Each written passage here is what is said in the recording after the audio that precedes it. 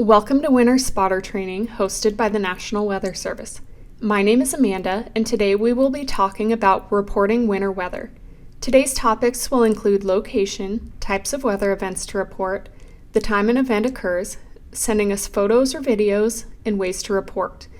At one point in the video, we will go on a brief tour around the backyard of our office, taking a look at a few areas to avoid when taking snowfall measurements.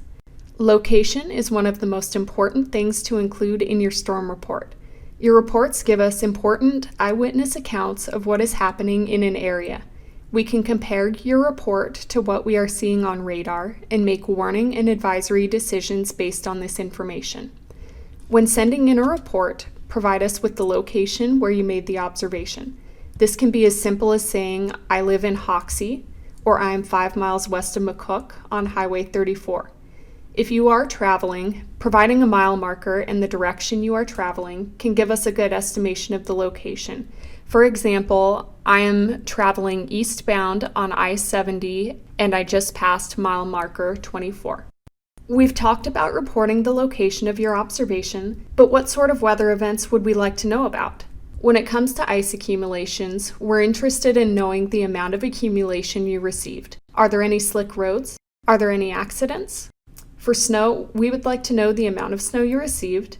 Is there a reduction to visibility due to snow or blowing snow? Is the snow still going on or has it stopped? Feel free to contact us multiple times during an event with your reports. At the end of the event, we would appreciate a final report with the total amounts from the storm.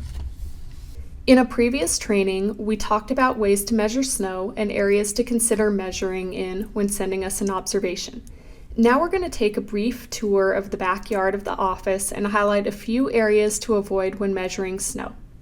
One of the more prominent obstructions in our backyard is our Doppler radar.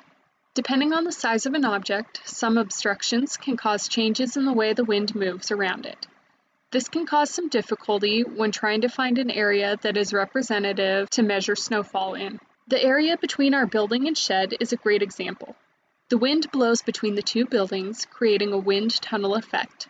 As the image shows, snow, and in this case hail, frequently drift in this area, making it a less than ideal place to measure snow. Another place to avoid measuring is around vehicles. When the wind blows the snow, it can create drifts around areas such as the tires. The pavement around a vehicle is another place to avoid due to the possibility of snow melting a little before it begins sticking to the ground. Trees are numerous in our backyard. We have a couple of single trees located near the building, and that can provide a nice canopy for some of the wildlife during the summer months. However, in the winter, the tree branches can block some of the snow falling, which creates problems with measuring. On the western edge of the backyard, we have a tree line that blocks some of the snow from coming into the yard.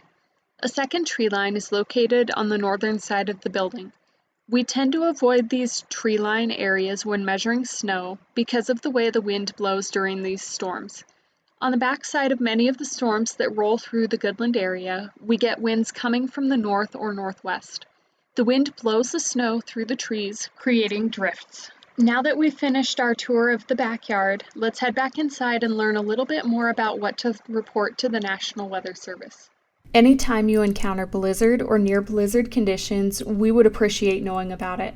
We have some weather sensors throughout the area, but your eyewitness accounts are crucial to providing us information.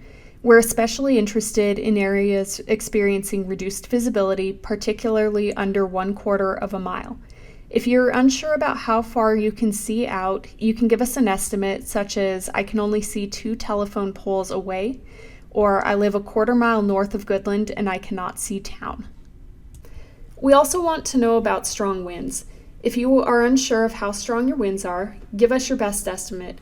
Any reports of wind damage, such as downed trees or power lines, are appreciated, and power outages are also helpful. Fog can freeze when temperatures are near or below freezing. This can cause ice accumulation on surfaces, such as trees, and leave a glaze on roads. A few things we're looking for in reports of freezing fog are visibilities, especially if they are down to 1/4 mile or less. Any visibility reports are helpful. Are there slick spots on roads or elevated surfaces? Have there been any accidents or slide-offs? Time is one part of a storm report that we sometimes take for granted. Radar can give us an approximate time of when an event occurred, but your reports give us a better idea of what conditions were like at a specific time. When you send in your reports, let us know the time you took the observation. Also, let us know the time the event began and ended. When were the conditions the worst?